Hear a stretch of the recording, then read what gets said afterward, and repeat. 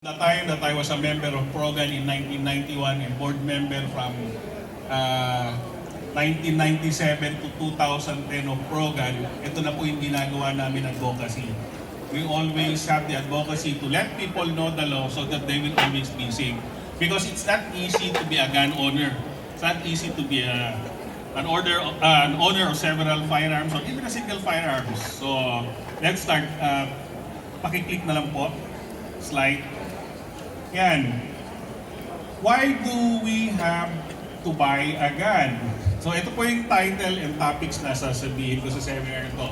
Why do we buy a gun? What are the salient features of Acosta versus Ochoa? This is a case based on Republic Act 10591.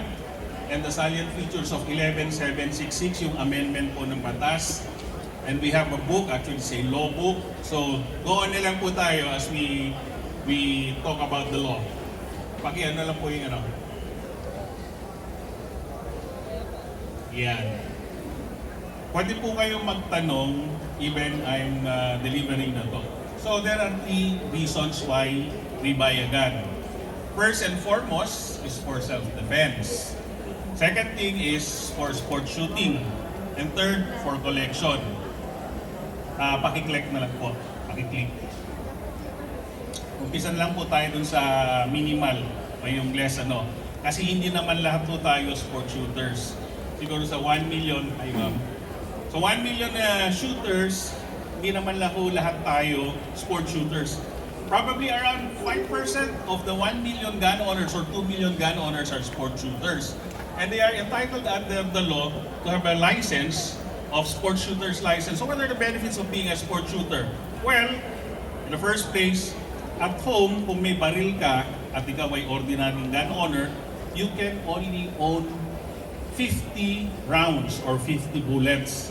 Pag sumobra ka ng isa, pwede ka nang huliin ng pulis at kasuhan ka dahil meron ka ng illegal possession ng 1 bala or 1 bullet. Now, if you're a sport shooter, for every gun, you're entitled to own of not more than 1,000 rounds. Kasi syempre kailangan mo sa sport shooting yan eh. And under the law also, as a licensed sport shooter, when you go to the range, pwede kang magdala ng maraming bala. I don't know if they've already implemented yung 500 rounds, but I've heard from a certain colonel from the Philippine National Police before that they've already implemented that with your PTC-4, you can bring as much as 500 bullets with one PTC. Yung tawag nila dun is PTC-4 with PTT. Okay? And another thing is, syempre, kung mahilig ka sa sport shooting, malay mo, baka maging world champ ka rin. Marami na tayong na-produce na world champions sa sport shooting. In fact, ang isang event dito sa States ay pinasara nila dahil isang tao lang o isang Filipino lang ang nagdo-dominate din doon for several years o pinasaril ito. So, yun. That's one of the reasons why we own a gun. Being a sport shooter, syempre mahilig ka rin naman. May baril ka na nga, hindi mag-participate ka na sa competition. Okay? Another reason is, next please. Pakipress na lang po yung ano. Yan. For collection purposes. Kung yung ibang tao po, meron po nagko-collect ng cars, may nagko-collect ng Voltes 5 robot, parang ako lang at yung iba. May nagko-collect ng jewelries. So, there are times din na meron mga gun owners na mahilig din mo mag-collect ng baril. Yung tipo bang pag tinitignan nila yun, masaya na sila. Kasi parang art din yan eh. Yung different curves ng AK-47 or different kinds of AK-47, different kinds of AR-9 or AR-M4, mga gano'n. But of course, it takes lots of investment kasi napakamahal ng baril ngayon eh. Pinakamura bang baril, I think, is 20,000 na. Ganso price pa yan, I think it's a revolver. So there are some people who would be collectors of guns. But other than that, there are people, whether old or young, who want to collect antique guns. Yung mga guns na more than mga 75 years or older. Usually yan yung mga pag-aari, for example, ng lolo natin. Pag-aari ng, for example, aside sa lolo natin, mga father natin na galing pa pala noong 1888 yung baril na yon. Meron mga ganon, but you have to have 2 licenses. An ordinary gun collector can have an ordinary license which is gun collector's license. He must be a type 5 licensee.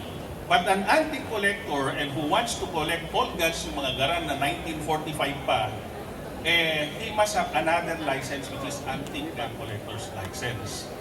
So yun po ang kailangan yan based on the law. Next is, ang pinaka-importanting reason kung bakit magmimiyari ka ng baril ay self-defense. In the revised penal codes, there are several types of defenses, but I'll just be discussing 3 kinds of defenses. So first is self-defense. What is self-defense? Of course, self-defense means life preservation. Whose life? Your life. Kaya nga, self. There are 3 requisites in self-defense. Madali lang pong i-memorize yun. U, R, L. U, unlawful aggression. R, reasonable necessity of the means employed. L, lack of sufficient provocation on the part of the person defending himself. Marami hong lawyers dito, alam na ho ito, even law students, but we just go back to the basic and describe what self-defense is so that we would know what to do and what are the requirements for us to be exempt from criminal liability. Okay. Ano ba yung unlawful aggression? I will give you 2 instances of aggression. Yung unang aggression, halimbawa, nakaupo ako sa jeep. Sa jeep, maraming kasabay. Tapos, biglang huminto yung jeep, yung isa pala nakaupo dun sa dulo, ninakaw yung yung kwintas ng babae. Tumakbo, lumabas pag hinto ng jeep. Yung isang mama, plain clothes, lumabas, hinabol yung mama, yung pala pulis pala siya. Ang ginawa niya, hinabol niya, tapos try niyang ikunin uli yung hinablot na kwintas. Ang ginawa nung hindi may aggression yon on the part of the plainclothes person na policeman. Ang ginawa nung magnanakaw, syempre, pag magnanakaw, it's either may dala kang panaksak o may dala kang baril. Eh siya, may dala siyang baril. Binaril niya yung polis. Kinasuhan siya sa korte. Ang sabi niya, self-defense. Kasi ginugulpi na ako, mamamatay na ako . That's scenario 1. Scenario 2, ganito. Si Jose Rizal, naglalakad. Ay, teka muna. May dalawa po tayong karakter. Si Jose Rizal at saka si Antonio Luna. I think yung mga naka-attend dati narinig na nila. Ano po ang pagkakapareho ni na Jose Rizal at saka Antonio Luna? Sa tingin niyo? Shooter. Tama si Sir. Antonio Luna was a general before. Jose Rizal was also a shooter. Aside from that, Sir, ano pa ho, Sir? Magbigay ho tayong 3 commonalities nila, Jose Rizal at saka Antonio Luna. Yung pinaka-obvious. Bakit sila sikat, si Jose Rizal at saka Antonio Luna? Ano po? Hero! Sayang, hindi nyo nasabi yung obvious. May pangatlo pa ho. Ano ho? Ilan ho yung girlfriend ni Jose Rizal? 23. Ilan sabi niyo? Ilan yung girlfriend ni Antonio Luna? Marami rin, di ba? Okay. Once upon a time, nagkasalubong si Jose Rizal at si Antonio Luna. Sabi ni Jose Rizal, bakit pinapakialaman mo tong girlfriend kong si Maria Colasa? Sabi naman ni Antonio Luna, ang kapal mo, hindi mo pa nga napapasagot, girlfriend mo na. Anong makapal? Sinampal niya Jose Rizal si Antonio Luna. Pap!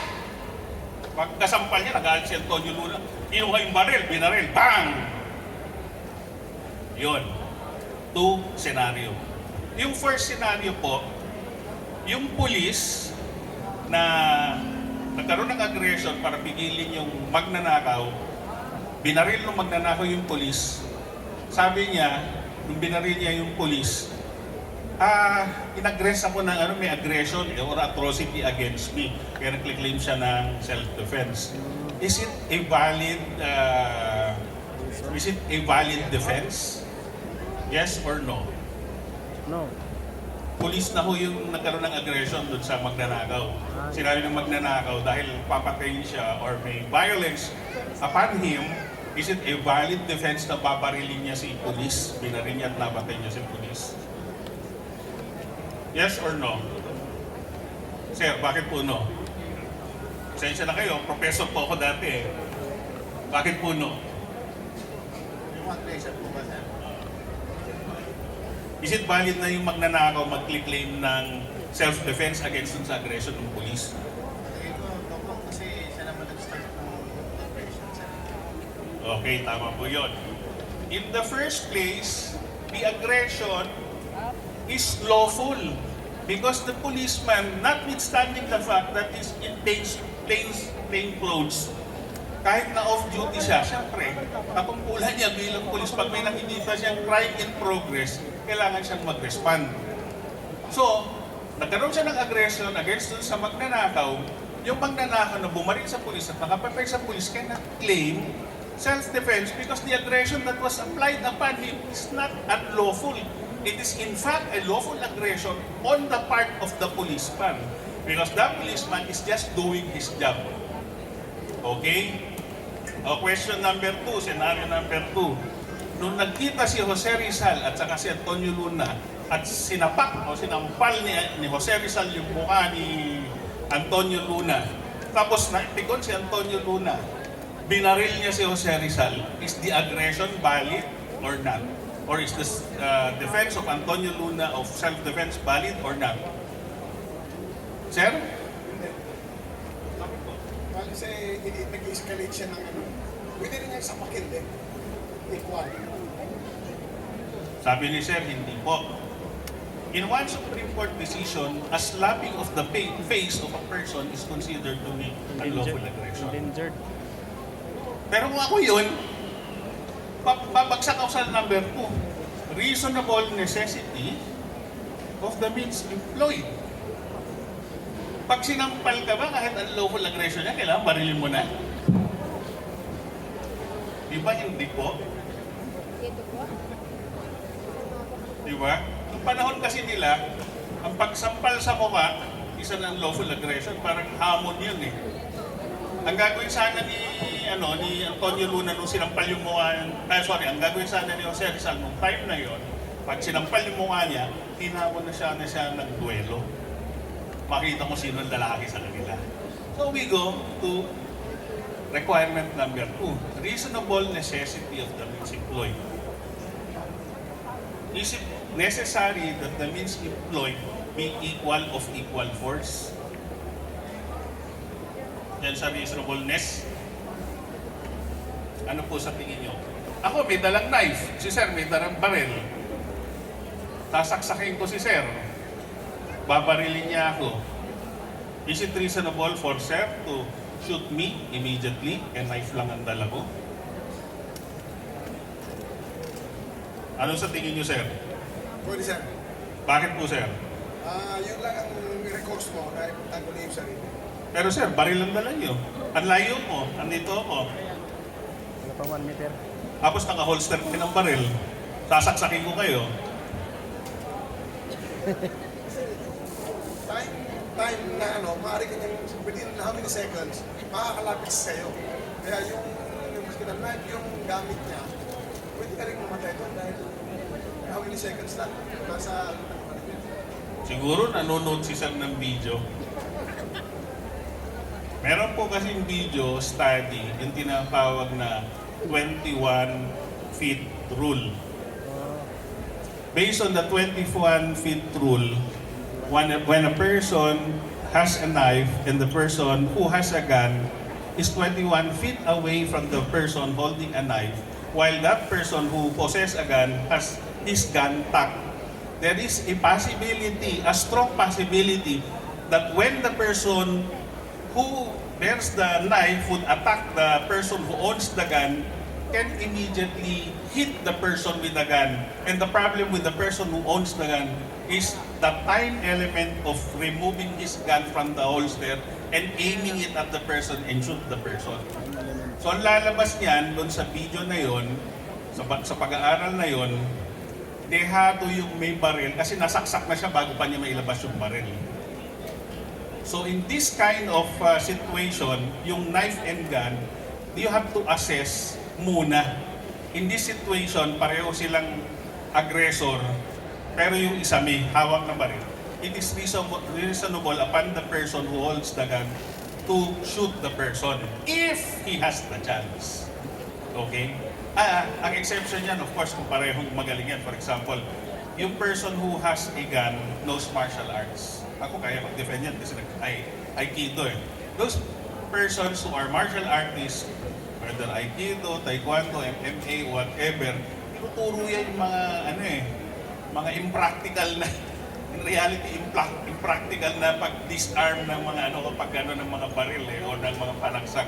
Pwede niyong iwasan yan. Kami circular motion lang na circular motion eh. So ganun. So the reasonableness, it's the court that determines the reasonableness of the weapons employed upon each other. Reasonable yun.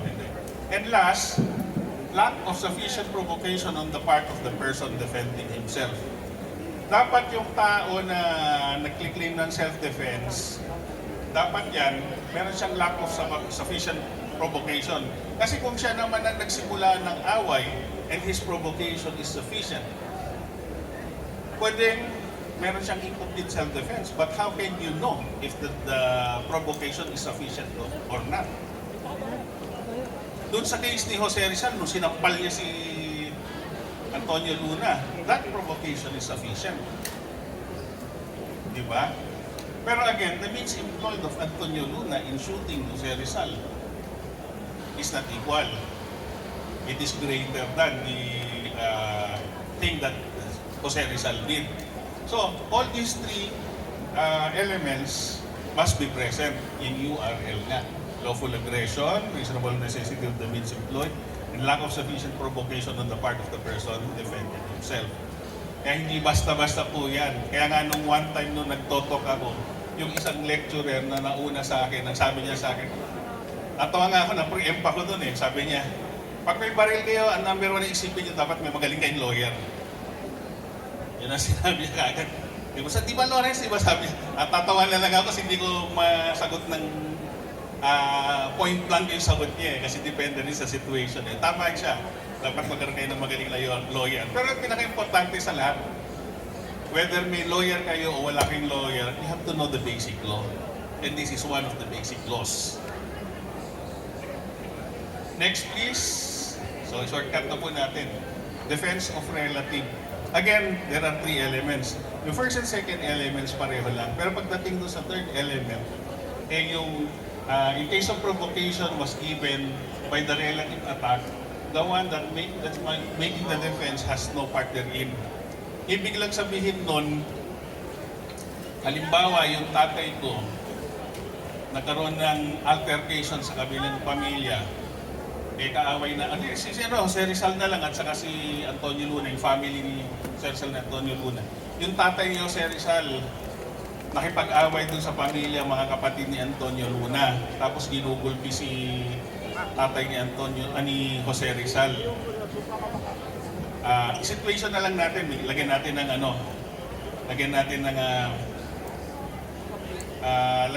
ng senaryo na lang. Yung unang senaryo, yung tatay ni Jose Rizal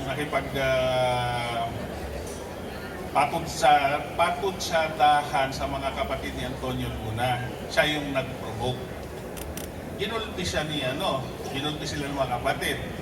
Nakita naman ni Jose Rizal na yung tatay niya, ginugulpi niya.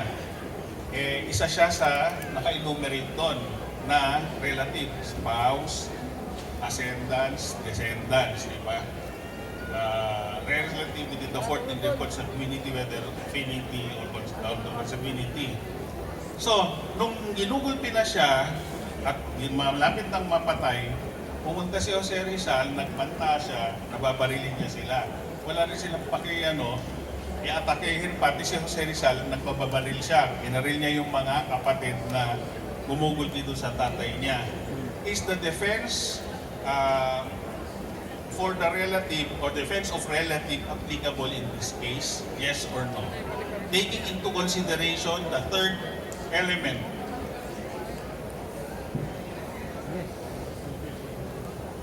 Yes or no? Yes, sir. Sir? Ano po valid? Kasi pwedeng mamatay yung ginugulpe kung marami. Pero kung siguro kung dalawa lang sila, yung probability na mapatay niya yung kalaban niya, medyo malayo pa. Pero pag marami, more than 1, 2 or more ang gumugulpe, pwedeng mamatay yung tao. Ilan kaso po yun? Dalawa po yun. Kasi ang nakalagay doon, in case the provocation was given by the relative attack, yung tatay niya, nambus ka nga doon. Di ba? Kaya nga siya kinulpi eh. Pero si Jose Rizal, hindi naman siya sa part na pang-aasar doon eh. So, dalawang kaso ang papasukan niyan, pero parehong exempted siya. Kasi yung pag-defend niya doon sa tatay niya is defense against relative. Yung pag-defend niya sa sarili niya kasi inaatake na siya, is self-defense, will fall under the first rule of defense, which is self-defense. Tama po yung sabi niyo. Pwede po yun. Pero, kung siya mismo, halimbawa, yung tatay niya, kasi Jose Rizal, ay sir, nambubus ka, nangaasar, nangalipusta, kaya sila ginulpit, sinugod, hindi na mako-cover yan kasi he himself has taken part therein doon sa provocation na yun. So, incomplete self-defense na yan. Ganun na po mangyayari. Okay po. Let's go to number 3. If there is self-defense, there's defense of relative, there's also defense against strangers. Lang po yung Ayan. O, ganito po yan. Maglagay po tayo ng senaryo. Pag sinabing defense against stranger, hindi mo kaano-ano yung i-defend mo. Ibig sabihin, hindi mo yan tatay, hindi mo yan nanay, hindi mo yan pinsan. Beyond 4th degree of consanguinity na yan. Hindi mo talaga kilala yan, relative, hindi mo na talaga relative yan. Nakaupo ako sa jeep, may dala akong baril. Yan. Glock 17, Gen 5.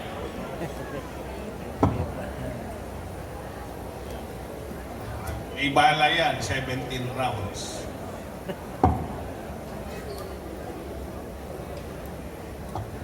Siyempre, pag may dala kang baril, may dala kang PTC-4. Nandito yan. Nakaupo ka sa jeep, meron yung isang babae, may necklace, ni-rap siya ng mga snatcher, tumakbo yung babae, hinabol niya yung mga snatcher, may dala kang baril, feeling mo magaling ka, pumunta ka, sinabihan mo, huwag kayong balik niyo yung kundi babaril ko yun. Naglabas ng baril yung dalawang magnanakaw, pinutukan mo sila, patay silang dalawa. Is that defense of a stranger? Sir, ano sa tingin niyo? Sir, kung pwede sir, at the same time, depende din sa sarili niya kasi pinunuto siya ng mga snatcher. Tama po yan, kasi yung requisites niya, 3. Palaging constant yung dalawa. First, unlawful aggression. Second, reasonable of the means, necessity means of blood. Pero yung pangatlo, meron pa. If the person who is defending him should not be induced by evil motive or revenge. Pero, ito lang po, atin-atin lang, practical tip lang po ito. Ako, hindi naman po ako mayaman. Ordinaryong tao lang ako. May permit to carry. Kung ako mismo makakita ng situation ng ganon, ano po ang una kong gagawin? May baril ako, may PTC ako. Hahabulin ko ba sila? Ang sasagot ko po, hindi. Tatawag na lang po ako ng pulis. In the first place, the reason why I applied for a permit to carry is for my own protection and the protection of my family. I am not saying na huwag tayong tumulong sa kapwa natin. It is not our obligation. Pangalawa, wala po akong pera na panggasto sa abogado ko. Hindi ko nga kilala yung babaeng yun eh. Kahit kasing ganda siya ni Marian Deralita rin sino ba yung Marian? Yung asawa ni Ding Dong. Rivera! Oh, di ba? Maria Usawa. Kasi my point is, the reason why I applied for a permit to carry is for my own protection. I am not Robin Hood. I can do that on certain instances. Number one, kung member ako ng Armed Forces of the Philippines or member ako ng Philippine National Police or any law enforcement agency. Or I am very confident of myself that I'm a good sport shooter. I can defend myself, I can defend other people. But the thing is, how much is the cost of litigation? Di ba, Attorney Moreno? Yeah. This is Attorney Moreno pala. He's the defense lawyer of the case Acosta versus Ochoa. The first case that was filed in the Supreme Court regarding Republic Act 10591. Okay. Sa akin lang that's my practical tip. Kasi wag po tayong mag-isip na porke may permit to carry firearms tayo, although it's legally valid under the law, I cannot say that it's practical to do it. The most important thing that we have to do is report it immediately with our cell phone. Ito. Kasi wala rin ho tayong magagawa niyan eh. Hindi naman tayo sanay na... Kayo ho ba araw-araw nagpa-practice at bumabaril? Confident ba kayo na pagtututukan kayo pag pinagbabaril nyo sila, hindi kayo makakatama ng ibang tao? Kasi, the rule here is, noong 1991, nung una ako nag-inter ng baril noon, naalala ko, as a member of the gun club, every month yan meron kaming club shoot. Ganun yun noon, ewan ko lang ngayon sa mga ibang gun clubs. Talagang hinuhol yung aming capability para na sa ganun, we can properly and correctly defend ourselves in case of any eventuality with the use of the firearm. Dito, sa sinasabi ko, hindi naman lahat tayo magaling na shooter. Iba nga sa atin, pagkabili ng baril, hindi pa nga... Sorry I'm just telling the truth. Straight talk lang. Iba ka pagka ano lang ng baril, pinupunas-punasan lang, tinitingnan lang na ganyan. Hindi naman nagpa-practice, tinatamad pumunta sa range. So what's the use of having a gun? Di ba? Nagkaroon ka pa ng PTC-4, binayaran pa din ng... Ito nasasabihin ko magkano amount. But the thing is, if you have a gun, know how to use it, and have a good lawyer, of course, number one. Kasi it's not practical to engage in this kind of situation, although it's legally valid to help a stranger. Pero iwan na po natin yan sa mga law enforcement units, law enforcers.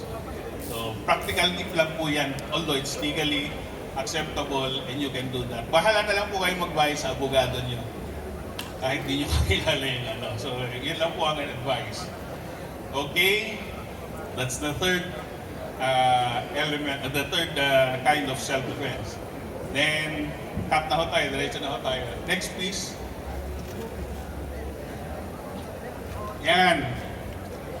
When Republic Act 10591 was enacted in 2013, there was a case filed against the Republic of the Philippines, against then Executive Secretary Ochoa. Ang lawyer nga noon, si Attorney Moreno, he was then the Vice President of the GOAC, or Gun Owners in Action. Kasi maraming mga question sila sa law. So, under this decision, nag-lay down ng doctrine ang Supreme Court kung ano ba talaga yung gun ownership. Kasi pakiwari ng iba noon, parang second amendment yan na ikaw as an owner dahil may batas, it's already a right for you to bear arms. Okay? So what are the salient features of this particular Supreme Court decision? Next please. Yan. The bearing of arms in the Philippines was and is still a mere statutory privilege. Ibig sabihin, anytime, any moment, pwedeng mawala sa'yo yung pag-aari mo ng baril. Okay? Bakit? Because we do not have any constitutional provision for us to bear arms. Unlike in the United States of America, that they have the Second Amendment, that they can own and bear arms against tyranny, they are the militia against tyranny. Sa kanila, pag sinabi mo nga yung word na tyranny, even against their government. So, nung naging colony tayo ng United States of America, nasa constitution nila, hindi nila in-apply dito. Kasi alam nila that an armed citizen can and always fight the state. Kasi yun na nakalagay sa constitution nila. Yung word na tyranny doon does not apply to any radical element but applies against their government when it becomes a tyrannical government. Okay? So in other words, we don't have a right to bear arms but only a privilege. Ang ibig sabihin ng privilege, at any time pwedeng mawala yan. Of course, under due process laws. Okay? So that's one principle enacted by the Supreme Court. One principle enunciated by the Supreme Court of the Philippines in this particular case. What is the second principle enunciated by the Supreme Court? Next, please. Sige pa. Shortcut na lang po yan. The license to possess firearm is neither a property or property right. Ano bang ibig sabihin nun? English eh. Ganto na lang. Lupa.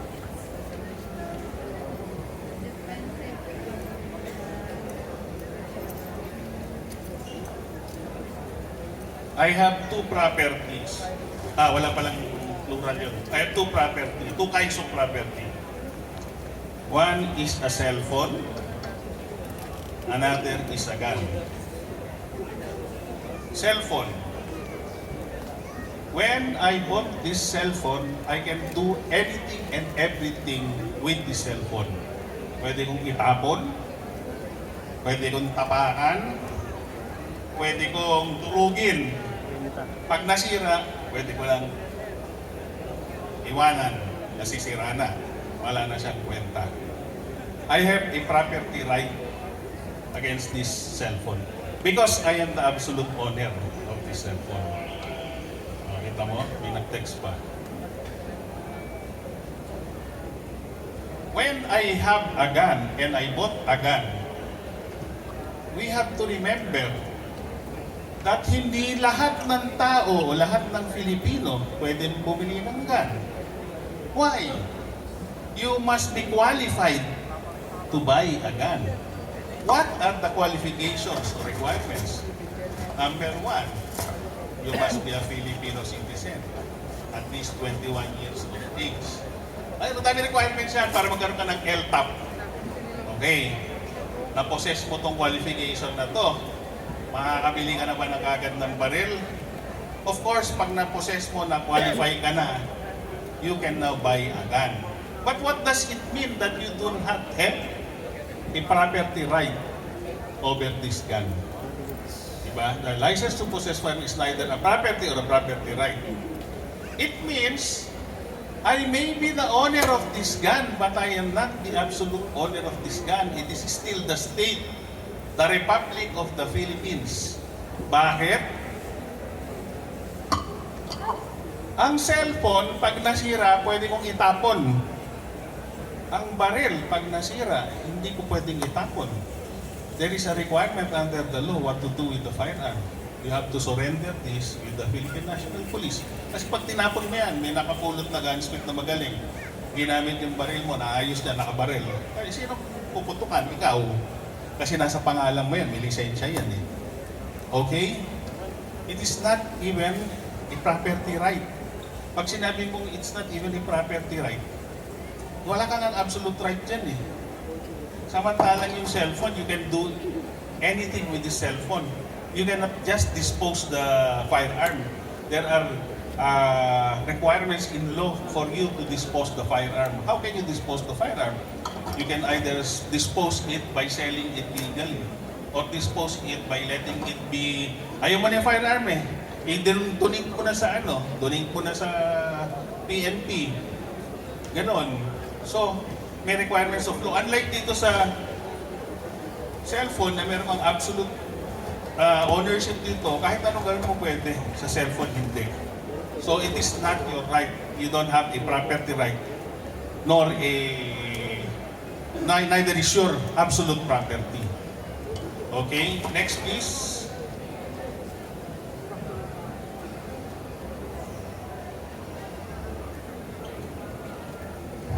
Ganon din po sa PTC4. Ang pagkaiba naman din yan ay yung sa license. It's also not a right nor a property right. Halimbawa yun sa driver's license, although kailangan kang ma-qualify, hindi naman nagkaroon ka ng konting infraction ng laws, kukumpiskahin na yung ano mo, yung lisensya mo, suspended ka na. Hindi. Di ba binibigyan ka lang ng ticket? 10 years na nga yung ano natin, license natin sa LTO. Di ba? Pag halimbawa, nakabangga tayo ng gano'n, kukunin lang yung lisensya mo, titikitan ka, nakabangga ka, yung sa speeding ka, naka-reckless driving ang ano mo, 1,000 o 5,000, ganun yun. Pero yung PTC form mo, nailabas mo lang yung baril mo. Alam mo, itong bahay mo, may gate, ilagay mong ganyan. Paglabas mo, nakita ka ng kapitbahay without any intention on your part, ha? Sinuplong ka ng kapitbahay, nakuha na ka pa ng picture, pinadala sa FEO. Pwede ka nang puntahan ng PNP. Kakasuhan ka agad na nagpapakita ka kasi nakalagay sa PTC form mo, it should be concealed o nakatago. At any time, at any moment, pakitaan ka lang nun, due process na yun, tanggal na yung right mo. Sa pagkakaroon ng PTC form, sorry ka na lang, may baril ka, baka kumpiskahin pa yung baril mo. Kasi ano ka na kagad ng violation eh. So yun ang enunciation ng Supreme Court on this particular matter. Next please.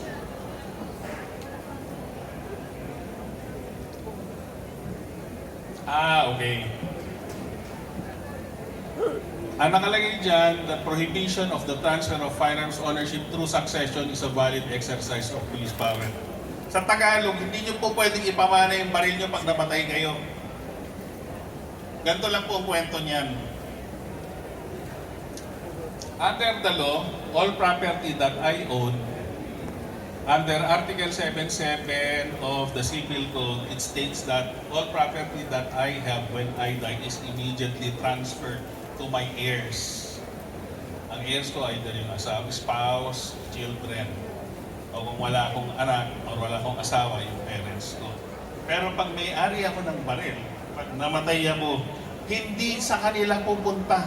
Halimbawa, namatay ako, God forbid, may asawa ako, may 3 anak, may type 5 ako, may 200 akong baril. Hindi lahat yung pupunta sa kanila. Kasi it's not automatic, it's the exercise of police power. Why is it like that? Kasi ang reason ng law, kung ikaw nga na person, you have to be qualified in order to possess a firearm. Those people who are your heirs must also be qualified to own a firearm. Kaya nga may nakalagay doon eh. Pag ikaw ay namatay, tapos meron kang baril, pupunta yun sa next of kin mo, not through succession, but through qualification. Iba ba yung next of kin mo, yung asawa mo, kailangan po siya ng ERTAP. Diba? May nagtanong sa akin, Sir, nagkaroon ako ng 10 AK-47. Nakuha ko yun ng baril na yun under the time of President Erap Estrada. Kasi under that time, meron siyang inisyo na Executive Order 194, which gives every Filipino citizens who are qualified to own firearms, they can own pistols, rifles, and even full automatic rifle, except cruiser weapons. O yung mga, pag sinabing cruiser weapon, yung baril yon na hindi pwedeng pumutok kung hindi 3 tao o 2 tao mapa. Yung mga howitzer, wala kang mga yung mga tangke na gano'n. Yan, yung mga Armalite pwede pa. AR-15, M4, R4, mga ganun pwede yun. Sir, namatay yung tatay ko, meron siyang 200 na AK-47. And I own it. Ano sa tingin niyo, sir? Pwede sir, basta qualified yung LTAP holder. Same answer. Actually, marami akong nalilito nito.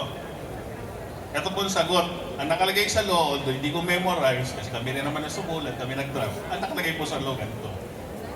The next of kin, as long as they are qualified to own this, they can own this firearm, not through succession, but through legal transfer to them. But the question is, 200 na AK-47 under Republic Act 591, bawal na sa ating mga Filipino citizens magkaroon ng full automatic weapons. Ito clarify ko lang po ito. What will you do then? Kasi marami nagkakaproblema. Ang sabi sa batas, pag yung tatay mo o yung lolo mo, ikaw ang next of kin, may mga full automatic weapon, kailangan ipamana niya sa next of kin. Kung halimbawa ako nagmana sa lolo ko, swerte ko naman. Kaya sa tatay ko, 200 AK-47 yon. Okay, puro full automatic. The first thing that I should do is of course report to the PNP na namatay na tong tatay ko. Ako next of kin, ayaw ng nanay ko ng 200 AK-47. What shall I do? I-report ko sa kanila. Pagka-report ko sa kanila, Ilocano ako, matipid ako. Sir, ang mahal ng PTT nyo, 200 yan, times 200 o 400. Transport ko sa inyo. Punin nyo na lang dito sa bahay. Punta sila sa bahay. Punta nila sa bahay, in-inspect nila isa-isa. Aba, full automatic nga, Russian made. Kalashnikov, AK-47. Dadalhin yon sa PNP. Hindi ko pwedeng pag-ariin yon, notwithstanding the fact na legal yun na pag-aari ng father ko. What shall I do then? Natawag ako ng licensed gunsmith. Sabi ko sa licensed gunsmith, paki-convert itong 200 na AK-47 from full automatic to semi-automatic. Tuwan-tuwa naman si gunsmith. Okay po, papakita niya yung kanyang credential sa PNP. Ito, meron akong license gunsmith ako. Co-convert niya. After converting all these AK-47s from full automatic to semi-automatic, it is my obligation and my duty under the law to leave this mechanism na nagpapa-full automatic ng rifle to leave it to the Philippine National Police. Ito naman si PNP. Sige sir, inventaryo natin yan. 1, 2, 3. Ito mo, galing pa magsulat ng polis. Tatlong daliri niya, nakaganyan pa. Yan pa magsulat, di ba? So pagsulat yan, after may inventaryo na yan, may isabit na sa Philippine National Police. Apply ka na naman ng PTT. Talhin mo na sa bahay mo yan. Basta nakaano na yung LTAP, pwede mo nang hariin yun. May nagtanong sa akin, natatawa lang ako kasi may nagle-lecture kasi, marami nagle-lecture na pag ano ka, member ka ng AFP o Philippine National Police o member ka ng law enforcement agency, pwede kang bumili rito sa gansyo ng full automatic. Mali! You know why? Under the law, ang nakalagay doon are not personnel or people. Ang nakalagay doon sa batas is law enforcement agencies. Kasi it is only the agency, the Armed Forces of the Philippines, the Philippine National Police, the National Bureau of Investigation, Coast Guard, yung agency nila ang pwedeng pubili. Pagkabili ng full automatic, ipapagamit nila sa tao yan. Meron yung dalawang bagay na yan I-MR mo sa tao yan. Pagka-MR mo sa kanila, sa forces dati, pagka-MR mo yung gamit yan, bibigyan mo yan ng letter or order or mission order, depende sa rank nila yon. Ganun yun, pero hindi sila mismo as member of the agency, halimbawa, Philippine Marines, pwede ba akong bumili dyan? Hindi. Agency ko lang. Kaya, mali po yung na yan. I'm sorry to say, pero yung mga ibang nagsasabi nun, nami-misquote nila yung batas. It states there, it's the agency that buys the gun, that is legally the owner of these full automatic weapons. Okay? So yun po, nakalagay sa Ochoa versus, Acosta versus Ochoa. Next please. Okay. What is Republic Act 11776? Ano ko sa tingin nyo yan, sir?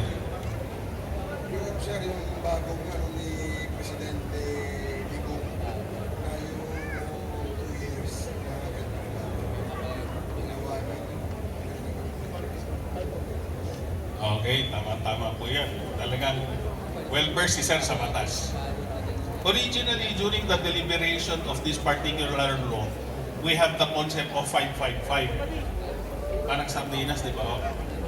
Pag sinabi yung 555, 5 years na ngayon ang LTAP, 5 years na ngayon ang firearm registration, and 5 years na naman ang TTC4. So, nagkaroon yan ng consultation, nagkaroon ng committee hearing. Panoorin nyo ho, makikita nyo yung pagmumukha ko doon. Joke lang. Okay. So, nagkaroon ng agreement hindi pumayag ang pulis. Sabi niya, hindi pwede kasi yung hanggang 2 years lang yun, yung psycho-neuro at saka yung drug test, good for... Sabi ko na, kahit nga ngayon sabi ko sa mga kaibigan kong pulis, kahit nga ngayon sir, sabi ko doon sa GPNP, pumasa ako sa psycho-neuro, malay mo, mamaya masira ulo ko. May guarantee ba kayo? So nagkaroon ng deliberation sa Senate at sa House of Representatives. Nag-agree sila.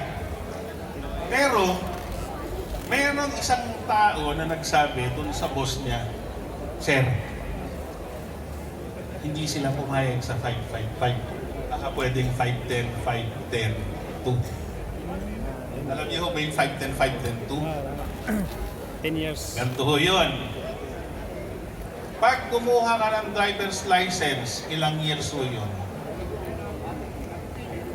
Sir? 10 years. Passport, sir? 10 years. So sabi ko, sabi nung daga doon sa gawin nyo na lang 510, 510, 2. Kasi yung halimbawa ako gusto kong mag-renew ng LTAP ko, minsan napapagod akong pumunta sa Krame. Kasi kailangan 6 o'clock, nandun na ako. Pagdating ko na 6 o'clock, third floor na yung paradahan doon. Kasi yung first and second floor, parang nireserve na nila. Pag pumunta ka doon ng alas 7 o alas 7:30, alas 8, wala ka ng parking. Pupunta ka na mag-parking sa SM, Hypermart. Maglalakad din na. Minsan magagalit pa yung taga-SM Kunwari, pupunta ka nila sa loob ng Hypermart para bumili ka, tapos may bitbit kang pero yung may sasakyan mo, totoo lang, pupunta ka sa PNP, sa Grame. So sabi nung taga, kung yun niyang driver's license, pwedeng 10 years.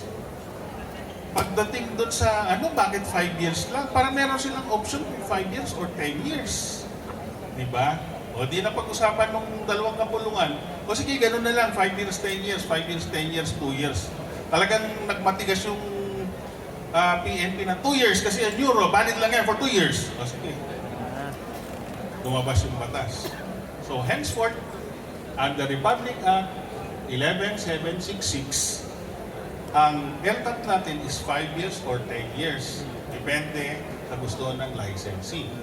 Ganon din ang firearms registration. Pero ang PTC4, 2 years na lang. Ano pa bang salient feature nun?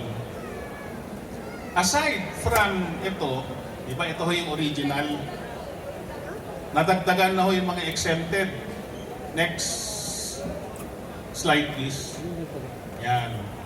Yung incumbent saka former officials, elected officials. Actually, kung tutusin mo, kung titignan mo yan, noon, bago pa yung batas na yan, meron na yan sa IRR nila. Ginawa na lang batas, ang tawag dyan, institutionalized.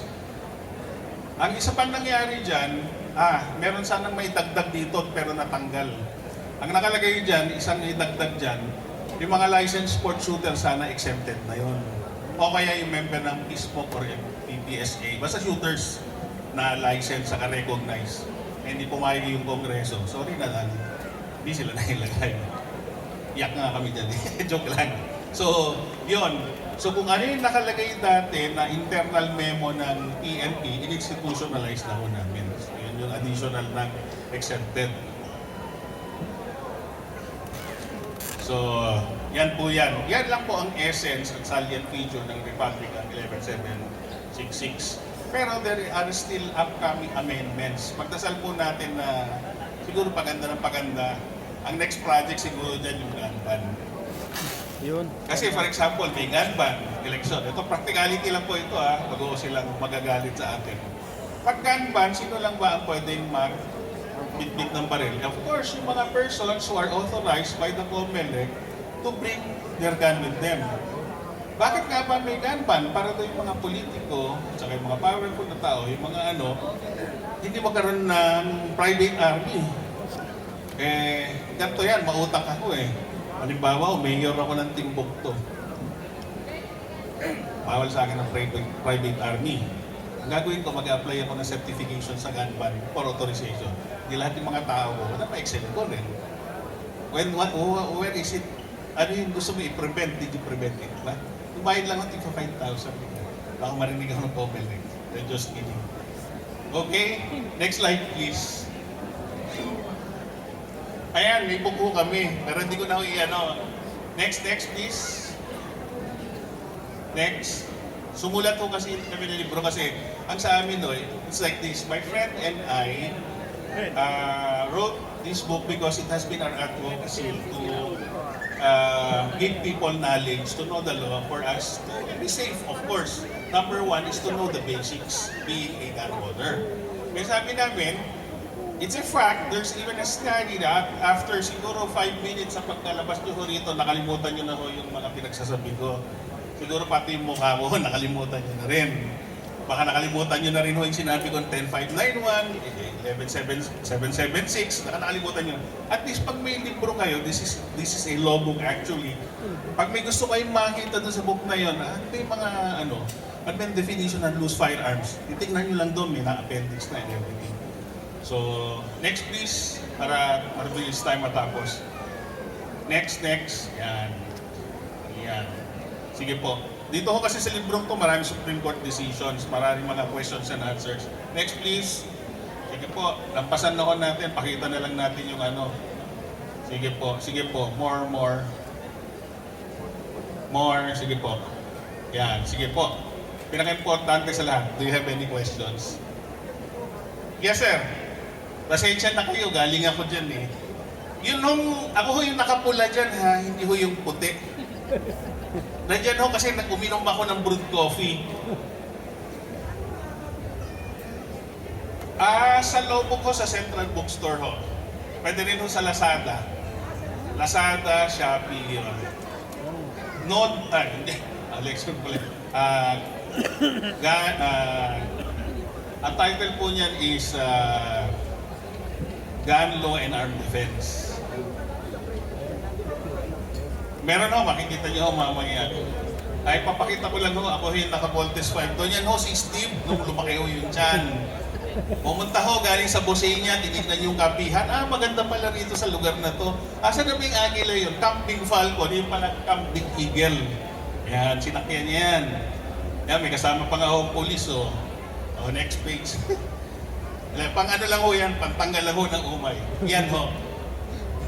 We will be having a revision of this book, but nevertheless, yung revision namin, dadagdagan pa ho namin mga Supreme Court rulings. Yes, sir. Any question? Actually, no, yung ating batas natin ngayon, pag nireview mo yung panahon ng Kastila, yan yun. No? Yan yun. So ngayon, ang nangyayari, yung mga kriminal, dahil sa batas na yan, mas malakas ang loob ng kriminal. Mamasok ng bahay, kasi alam niya eh. Pero pag alam niya na yung mga nakatira doon ay naando doon sa listahan ng mga qualified mag-burn ng barel, medyo takot sila. Pero pagka alam nila na doon sa bahay na yun, walang engineers no, walang ganito, hindi kayo di ba? So makikita mo yung batas na yan dapat baguhin. Kasi para kumbaga sa umaasa tayo na yung ating PNP mag-ano, pero in reality, hindi kaya ng PNP ipagtanggol ang mamamayang Pilipino. So ngayon, ang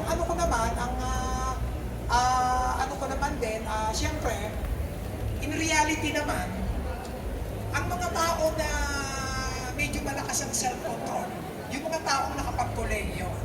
Pero yung mga taong hindi nakapag-kolehiyo, medyo ang self-control, medyo, alam niyo na, maiksin. Hindi ko naman nilalahat pero based on my observation, yun yung. Okay, thank you. Thank you po. Huwag po kayong mag-alala, hindi po narinig ng pulis yun.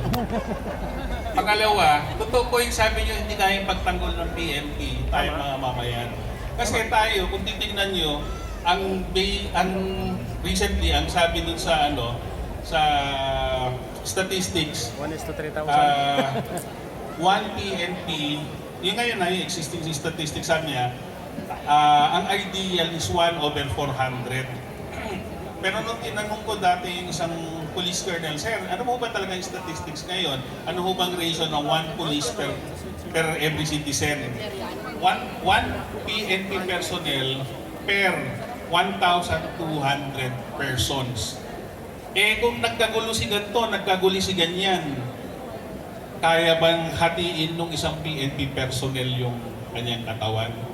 Kaya nga po ginawa po yung batas na to, totoo po yan, wala naman po talagang perfectong batas, pero kaya nga po every time, from time to time, yung batas ay ina-amend to be attuned with the time, to cope up with the realities of life. Tulad ng 1930, yung revised penal code natin, 1930 pa ho yun, yung basis on natin ng self-defense. So from time to time, kailangan ma-attune yung batas na yun sa situation and needs of the people. Pero ang masasabi ko lang ho, yung original na batas na 10591, almost 60% po yan pro-gun provisions. Kaya nga nagagalit yung mga anti-gun dyan eh. Parang sinabi mo na ba't sinasabi mong gun control law yan? Eh parang binigyan mo na yung type 5 na lahat ng unlimited number of guns. Sige sir, bago may sinasabi pa ho kasi na pag ikaw mabuting tao ka, hindi mo na kailangan ng batas kasi alam mo within yourself, ang konsensya mo, ginagawa mo mabuti.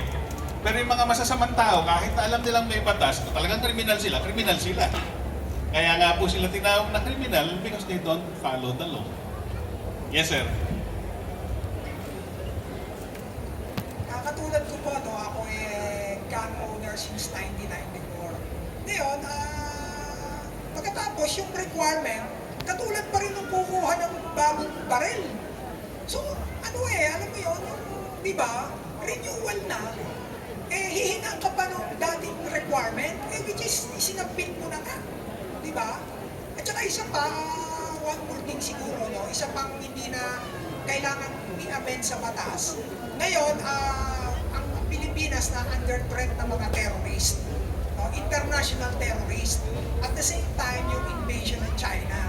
So ngayon, may batas pa tayo na pwede tayong mag-organize ng isang militia group in case na magkaroon ng terrorist attack or foreign invaders, maipagtanggol naman natin yung community natin. Sige po, unahin ko pong sagutin yung tanong niyo na gun owner kayo since 1994. Pareho lang ho tayo, ako gun owner ho since 1991. Kaya lang humahawak na ako ng baril noong 1983. 13 years old pa lang ako. Alam niyo ho sa probinsya, yung papatong mo yung bote-bote, lata-lata. Past time, wala kang magawa sa bukid. Sabi ng father mo, alika nga. Hawakan mo to 686, barilin mo yun. Yung binabaril-baril mo. So, noong 1991, legal age 21, kumuha na ang license. Totoo po yun. Dapat may requirement ng batas. Kasi ako, I wouldn't agree that not all Tom, Dicks, and Harry can possess and own firearms. Kasi admitted this tayo mga Filipino, marami tayo yung iba may mga saltik. Okay? Di ho natin talaga maiwasan yan. Yun ang sinasabi nyo, dito ho, i-compare ko ho yung old law. PD 1866 and 10591 tapos and succeeding. Yung PD 1896, kung matatandaan nyo ho, yung bawat isang baril natin, isang lisensya. For every gun, magproproduce ka ng original copy nito. Of course, kung naka-produce ka na ng original copies nito, hindi ka nabibigyan ng duplicate. So, ang gagawin mo, kung 5 ang baril mo, naalala ko nga nun 1 long, 1 short.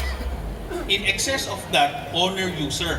Yun ang rule noong 1991. When I say owner-user, halimbawa, meron na akong 1 long shotgun, 1 short 9mm. Ang 45 na sinasabing high power noon, under the new law, wala nang high power. Classified na yan as small arms, diba? Pistols, rifle, tapos yung light weapon, class A, class B. Okay. Noong panahon na yun, for every gun mo, kung halimbawa, noong time na yun, meron akong 48 na guns, meron akong isang original documents yan. Yung isang original na documents yan, i-reproduce ko lang na certified true copy. Na kung 40 ang baril ko, yung 39 certified true copy. As per my experience and computation, mas mahal ho noon. Nung dumating ang 10591, in-implement noong 2013, ginawang parang kotse, lisensya, at saka kotse registration. Kung ikaw may-ari ka kung ikaw gusto mo mag-drive, mag-apply ka ng lisensya mo in order for you to drive. Pupunta ka sa LTO. Hindi porke may driver's license ka na kailangan may kotse ka. Ganon din sa baril. Kung gusto mong mag-may-ari ng baril, mag-apply ka ng LTAP or license to own and possess. This is to qualify you if you are qualified to own guns. Kasi apparently, marami rin, sorry, pero meron din mga kababayan tayo na pag nagtitik, bumabagsak din sa neuropsycho exam. Minsan sa drug test, bumabagsak yan.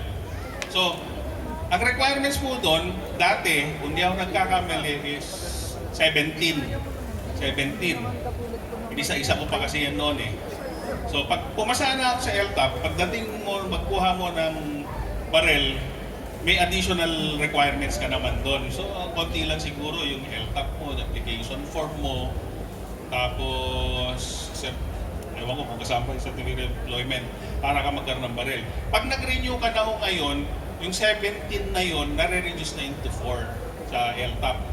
Application form ng LTAP, Euro exam, 900 pesos. Yung iyong drug test, nakatingin ako doon, kasi drug test through urine, 300 pesos. Tapos yung PNP clearance, 160. Dati may NBI clearance pa. So, 4 na lang po pagdating sa renewal ng LTAP. Ngayon, pwede ka na mamili kung 5 years para kung ayaw mo na makita yung pagmumukha ng mga tao doon sa Camp Crame, okay lang yun. Walang problema, 5 years, wag mo na ho silang puntahan. At least nabawasan yung 17 requirements mo into 4. Tapos pag nag-apply ka naman ng firearms renewal, ang kailangan mo na lang ho, 2, application form na ipapanotarize mo, at saka yung pinagbayaran mo. Tapos upload na. So mas madali na po ngayon, mas lesser na ho. Tapos pupunta ka na lang dun sa, halimbawa, sa SM MOA. Dito meron. Hindi tulad dati na centralized, kailangan pa pumunta sa Krame, mayroon ano. So, habang nag-a-advance ang technology, nare-reduce din yung ating exposure sa ganung bagay. Nare-reduce din ang ating what do you call this, expenses. So yun po, nakita ko yung sinasabi ko, nag-i-improve din ang batas, nag-i-improve din sa situation natin. Brad. So yun ang nangyayari. So kung meron man ho tayong gustong baguhin, pwede rin ho tayong to keep the law attuned to our times. Tulad na po sabi ko, baka next na itackle natin dyan sa pagbabago ng batas. Yung what do you call this, gun ban. Kasi sometimes it takes us 6 months, patay ang industry, patay tayo. Minsan nangangati na yung kamay mo, gusto mong pumutok. Ang ginagawa mo lang, kinakausap mo na lang yung baril mo, di ba? Tapos dry fire ka na lang. Pero okay naman yun, wala namang problema yun. So ano po yung pangalawang tanong yun, sir? Sorry? Yung May batas po ba tayo na pwede tayong magtayo ng militia group to defend? Kasi sa Mindanao, puro ganun sila ron eh. Di ba? Bakit tayo dito sa Luzon hindi pwede, di ba? ayun, parang mahirap yata ang tanong yun. Hindi ko yata masagot. Parang wala akong nabasa sa ganun na magtayo tayo ng militia. Well, number one ho, when we talk about the militia, ito po ay galing sa United States of America kasi nung time na yun, colony sila ng United Kingdom, UK. Tapos nagkaroon sila ng party, ang tawag nila doon yung Tea Party. Alam niyo yung balitang yun sa, ba yun? Basta yung tea. Yung mga British naghalit doon kasi pinagtatakot ng mga Amerikano yung Boston Tea Party. So yun. Kumuha yung isa, ang sa kanya, milk tea. Si George Washington yata, parang gusto niya yung yung kulay green na tea, ano ba yun? Yung parang sa Japanese. Matcha, yun. Hindi ho, joke lang yun. Wala ho tayong batas about militia.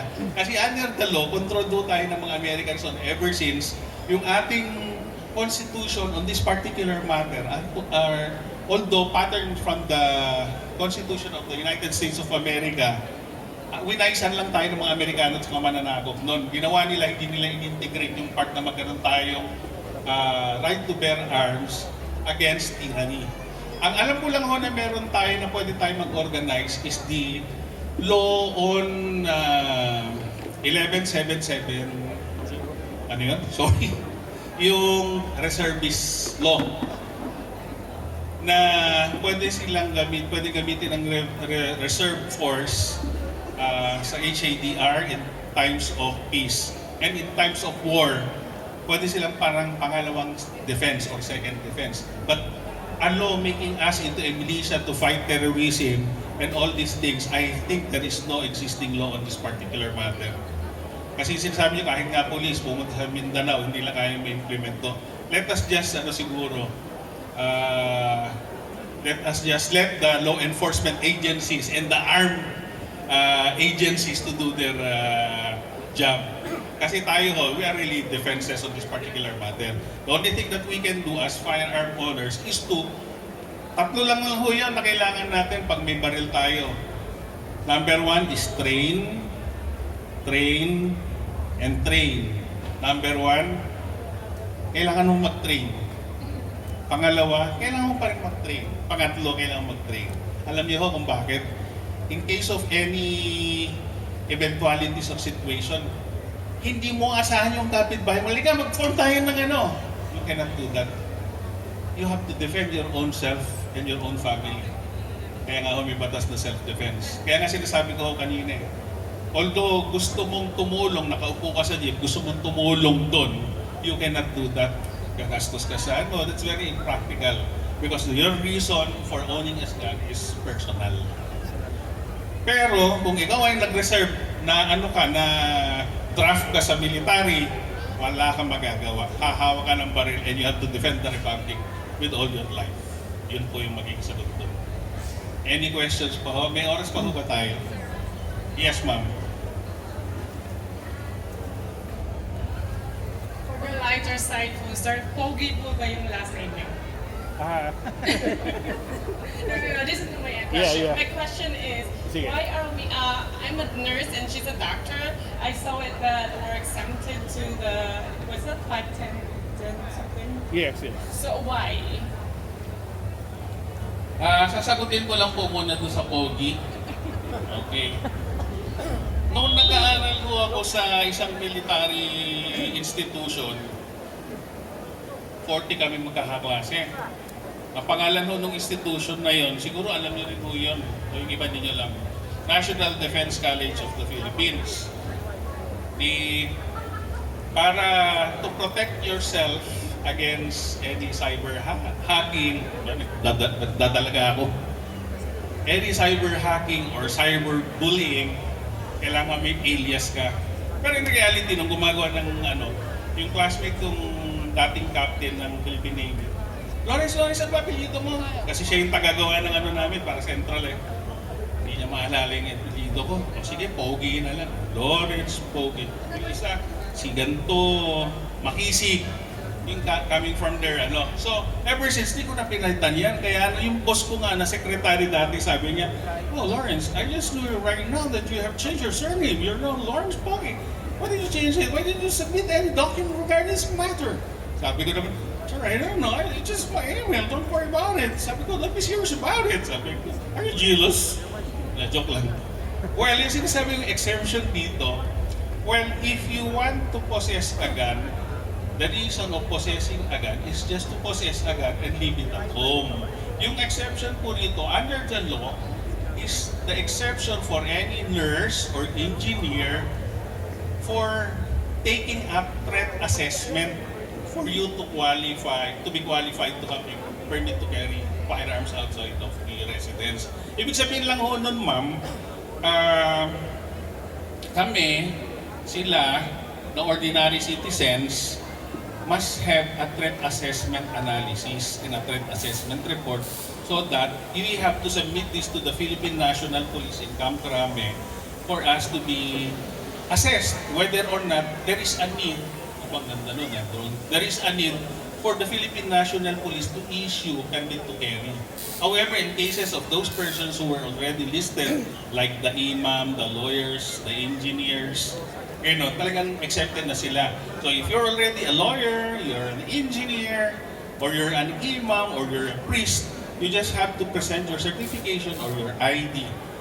Have it photocopied, certified true copy, and submit it to the PNP. You don't have to go all through this process of going to the sa police. Kasi sa Marines parang two intelligence group. So you don't have to undergo this particular process already. So you're exempted from this process. Just submit your documents that you're a registered or licensed nurse or a registered engineer. So pwede na ho yun. So it just cuts the process. Mas maganda ho yun.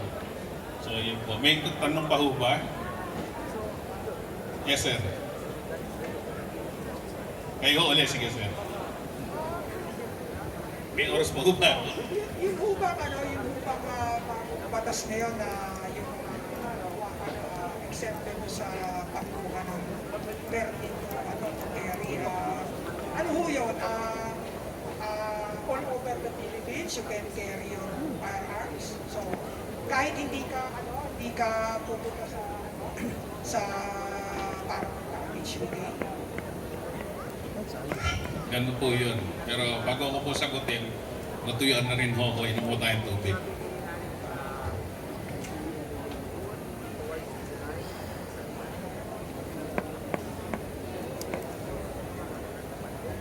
Let us distinguish permit to carry and permit to transport. Pag sinabi ho kasing permit to transport, it's a document that states that this particular firearms can be transported from point A to point B and from point B to point A. Which means, isa o dalawang transaction lang yan, to and fro and fro and fro. So in other words, kung halimbawa nasa bahay ako sa specific address, 123 Malakas Street, Quezon City, going to the firing range sa Cubao, Quezon City, halimbawa Halimaw Firing Range. On this specific date, pupunta ako dyan. Bitbit ko yung baril ko, ito pala, doon, at magsushooting ako kasi presumably magpa-firing ako, magpa-practice ako. Okay, ngayon, ang nakalagay lang doon is from Quezon City, 123 Malakas Street hanggang Halimaw Firing Range. Pagkatapos mag-shooting, uwi ka na. Ang rule pa ho doon, pagpunta mo doon sa firing range, yung baril mo, naka-remove yung iyong magazine, walang naka-insert na magazine or walang naka-insert na bala. Specific ho yan for safety purposes. So, from point to point lang po yun. You can use that for shooting competition, kung may competition ka, for practices o for repair of your firearms. Pag wala yan, permit to carry. Pero pag may permit to carry po kayo, regardless of whether you're from Quezon City, you will be going to Manila, to Makati, or from whatever point in the Philippines, permitted po yun, except the prohibited places. Pag sinabing prohibited places, usually yung mga public places yan. Bawal pumunta sa simbahan na may bitbit kang baril. Bawal kang pumunta sa SM Mall. Ito na, hinahanap na ako ng office mate ko. Huwag ka mag-alala, nakalib ako. So, yun. So, from point to point, you can bring along your gun, provided that you should not go to the places where these guns are not allowed. Okay? Kasi, pag pumunta ka sa simbahan, that's considered to be a public place or public place of worship, at may dala kang baril, kahit na permit to carry ka, it's a violation kasi specific po yun sa likod. So yun po, kaya mas maganda, mas magkaroon ka ng permit to carry kaysa sa permit to transport.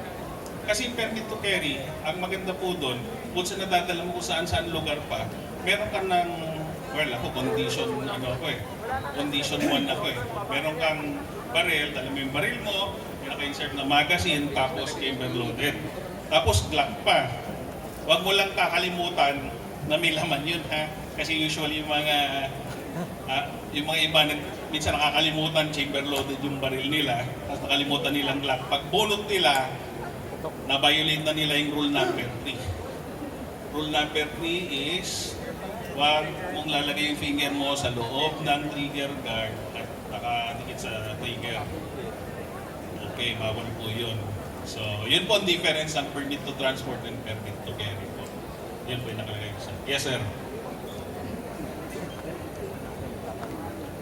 Pagdating sa public place, di ba? Yung bang LRT, masasakay ka sa LRT, no? Sa bus. Ay, di ba yun? Bakit LRT, x-raying ka? Bakit yun? Paano ba kung ano doon? Ganito po yun. Depende po kasi sa situation yan. I don't know if they're still doing it.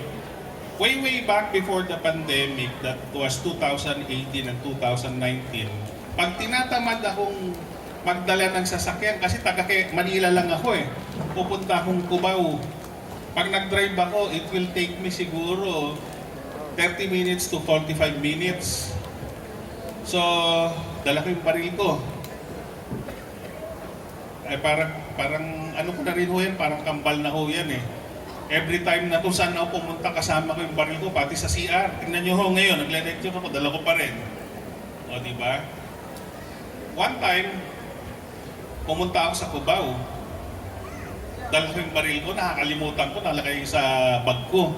Eh, yung bag ko, yung funny pack na kulay pink pa. Huwag yan ho, itanong ba't kulay pink. Okay? Sasabihin ko yung secret mamaya bakit kulay pink. Minsan violet pa. Okay. Pagpunta ko doon, naisip ko, shit, sabi ko, dala ko yung baril ko. Punta ko sa LRT, pinuntahan ko yung polis.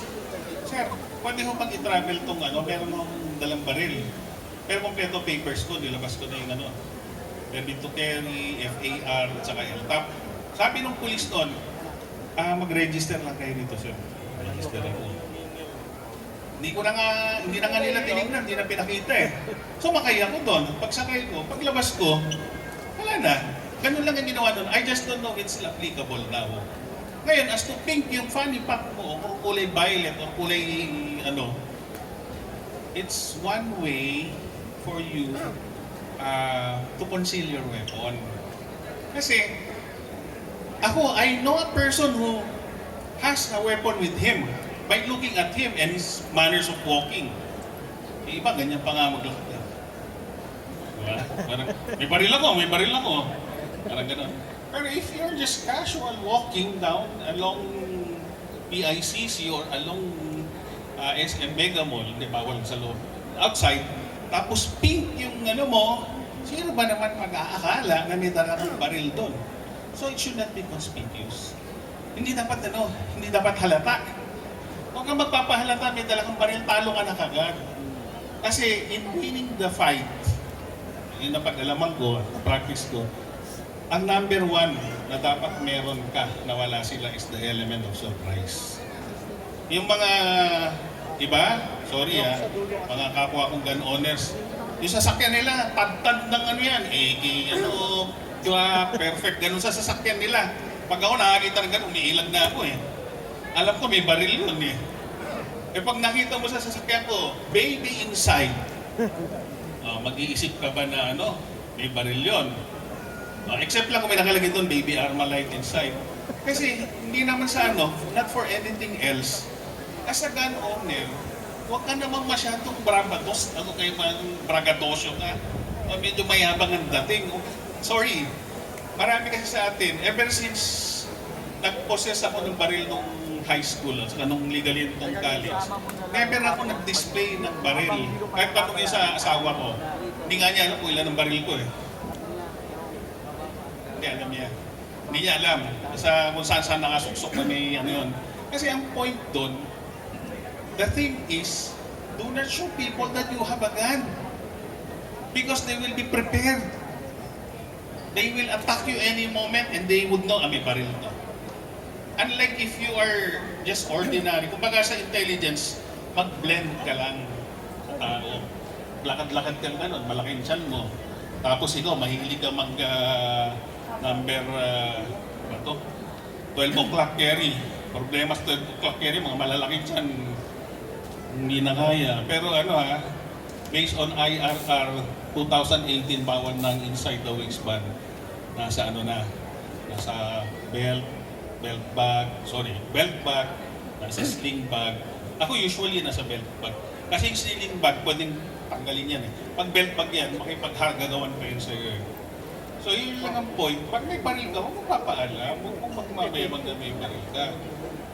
Kasi ang baril, ginagamit lang talaga yan for me, protection, and sport shooting kung gusto ko. So yun po. Yun ang dahilan kung bakit kailangan pink ang dalo nyo o kaya violet. Yes, sir. Di ba may x-ray? So pag nag-report ka doon sa police, hindi na patadaanin sa x-ray yung po. Nadaga pa rin. Depende po sa kanila. Kaya nga yung sinasabi ko sa inyo, sir, yung situation na yan, that was before the pandemic. Medyo yun hindi ko lang alam kung ano na situation ngayon kasi hindi pa nagpupunta sa Cubao na naka-LRT o naka-MRT. na may dalang baril. Kasi nung simula ako nagkaroon ng COVID, parang ayaw ko na rin ako sumakay sa mga public transport. Eh. Kasi kahit ano, baka even now, meron na naman kung kumakalat din na, di ba? Kaya nga nakamask tayo. Meron naman ngayon kumakalat na bagong sakit yung tinatawag nilang walking pneumonia. Whatever that disease is, ewan ko lang. So, hindi pa natin alam. Sige po. Sir Okay, Lawrence. last question. Yes, sir. Ay, ikaw na sir. Sir, di ba ang lisensya ngayon na-extend na hanggang 10 years, 5 to 10 years. Baka sir, pipili naman yung LTAP na interest na, baka hindi rin naman rin. Kanino, 10 years? Pwede 10 years ago, 5 years. Aha. Ayun po. Baka wala po kayo kanina nung diniscuss ko. Yung LTAP po at saka firearms registration, 5 years to 10 years na po talaga ngayon under the new law. Republic Act. Yes, sir. PTC pala, PTC. PTC. Ay, sinabi ko nga ho kanina, in the beginning of our 555 po yan nung una, parang sardinas. Eh, yung mga Philippine National, saan ba sila? Yung mga PNP, nung nakipagtayan lang ho sa amin, parang pinilit nila kasi 2 years lang talaga itong effectivity ng Euro at saka ng, what do you call this, drug test. So, 2 years. So, ganun daw po yung So, to cut the very long story short, yun na lang po naging agreement para maging batas lang. Para makalusot niya. Dapat nga maging happy tayo. Kasi 2 years na eh. Dati 10 years, pahirapan. Sir So, Lawrence, yun na po. yung mga, Yes, sir. yung mga ganito, may tuturing ba yun na consent? Ay, hindi po, sir. Bawal talaga? Bawal talaga yan, sir. Hindi consent yan. Kasi under yung bagong IRR noong 2018, yung mga ganyan, mga inside the waistband, mga ganon, bawal na ho talaga yan. Oo. Hindi na ho pwedeng isuksok. Lalo na yung mga malalaking tiyan, mahirap yung 12 o'clock. Mas maganda ho, 4 o'clock, pero bawal na ho. So, still, ngayon na nagtatanong, actually marami hong against the police at saka military person at saka law enforcement. Kasi nasanay sila dun eh. Ngayon, siyempre, pag may mga ganyan regulation, again, sinabi ko ho, number 1, train, number 2, train, number 3, train. We have to adapt to this new situation. So, again, train yourself instead of nag-12 o'clock ka, nag-appendix, ilagay mo na lang yung fanny pack mo sa harap. Tapos, timingan mo yung, may timing di ba yung ting, ganon. Timingan mo lang kung paano mo mabubuksan yung tapos mabubunot mo. So practice, train pa rin, no? Total, kung tutusin, mas mabilis ho yun kasi nakalabas na. Unlike dito, minsan nahihirapan ako, bubunutin ako, sumasabit yung bilbil ko. Which is a fact, di ba? Mahirap din yun. Minsan nagkakalawang pa yung baril mo, buti lang pagkat, walang masyadong kalawang yun. Tsaka walang masyadong maintenance kasi plastic. Polymer, magaganda, gaston. So, yun po. Sir, last. Last question, sir. Ang PTC4 ko kasi, 2 years lang po nakalagay, di ba? Tapos sa ID nakalagay yung serial number ng barrel. Mga 6,000 plus yung bayad natin eh. So, paano kung kukuha ako ng pangalawang barrel? Another ID ba yun? Or pwedeng ihalo doon sa isang ID? And then, yung bayad ba, kasama na ba yun sa unang binayaran ko or another? Naku, napakagandang question po yan. Under the law, there is a provision before that if you're a sports shooter, there is a provision that states that one PC can accommodate 3 guns. However, from the time that this law was enacted in 2013 up to this point in time, parang inulit ko lang hindi pa ho nila ini-implement ng PNP yan. So what happens right now, pag meron kang isang baril na naka-PTC na, kukuha ka pa ng isang PTC para sa baril, 2 PTC na ho yun. Sa civilian, parang 6,000. Tapos 200 yung ID. So, 2 PTC ho mangyayari yan. Dalawang ID. 2 ID PTC ho yan. So, yun ho yung